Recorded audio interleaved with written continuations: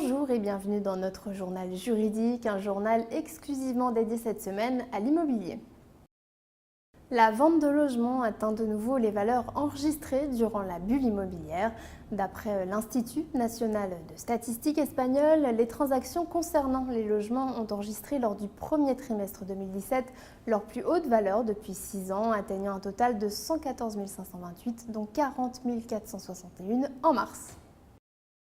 2017 pourrait être l'année de la dernière chance pour acheter à prix abordable dans les zones consolidées des grandes villes. Un rapport semestriel de la banque Bankinter de février 2017 prévoit que la croissance pour les zones les plus consolidées continuera au cours des prochains trimestres.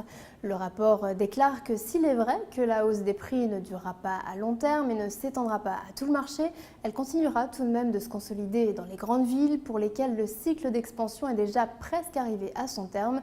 C'est pourquoi il prévoit que 2017 sera l'une des dernières années où il sera possible d'acheter à des prix abordables. Aide de l'État à l'achat de logements pour les moins de 35 ans, le gouvernement espagnol a lancé son nouveau projet Plan Logement 2018-2021. L'un des points les plus importants de ce plan, l'aide publique concédée aux jeunes de moins de 35 ans pour l'achat d'un logement. Cette aide financière est limitée à 20% du prix d'achat pour un logement aux alentours de 150 000 € et un crédit finançant jusqu'à 80% du prix du logement.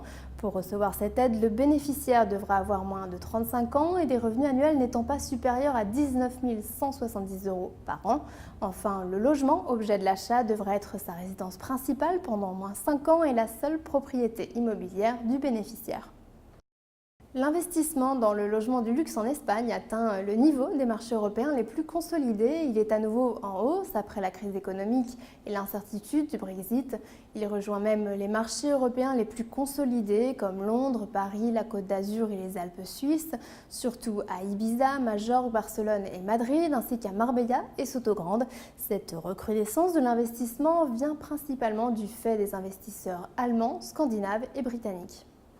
Madrid en tête des locations en Europe, la capitale espagnole est la 3e ville d'Europe ayant le plus de logements en location avec 10 098 annonces. C'est ce que démontre une étude réalisée par Idealista pour les 30 villes européennes les plus peuplées.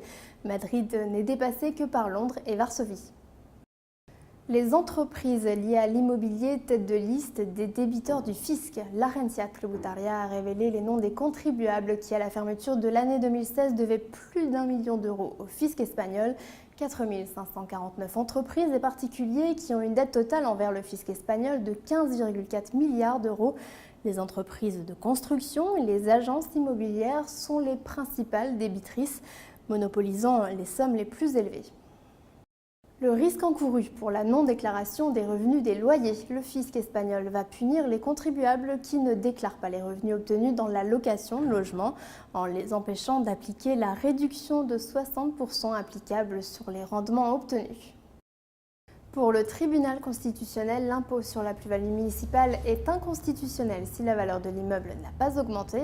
Par sa sentence du 11 mai 2017, le tribunal a déclaré à l'unanimité la nullité et l'inconstitutionnalité des dispositions législatives nationales concernant l'impôt sur la plus-value municipale.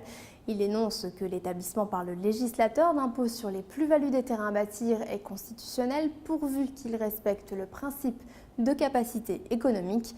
Il déclare ainsi l'interdiction de taxer des actes ou des faits qui ne montrent pas une richesse réelle ou au moins potentielle. Et pour terminer ce journal, les principales nouveautés sur le remboursement des clauses planchers, la voie extrajudiciaire mise en route en janvier par le gouvernement pour le remboursement des clauses planchers n'a pas eu le succès attendu. 95% des banques refusent de rembourser les sommes encaissées en plus, soit une moyenne de 8 000 € par personne affectée. Dans leur première semaine d'activité, les tribunaux spécialisés en clauses planchers ont enregistré environ 2000 demandes, un chiffre qui pourrait dépasser les 90 600 demandes l'année prochaine, selon une estimation du Conseil général du pouvoir judiciaire. Enfin, le tribunal suprêmo, dans une sentence portant sur une demande individuelle contre une banque d'Andalousie concernant une clause plancher, a déclaré que la décision d'une demande collective contre la même clause plancher déclarée abusive aura une incidence sur le résultat des litiges individuels pendant et postérieur. C'est la fin de notre journal juridique. Merci de nous avoir suivis. À très bientôt.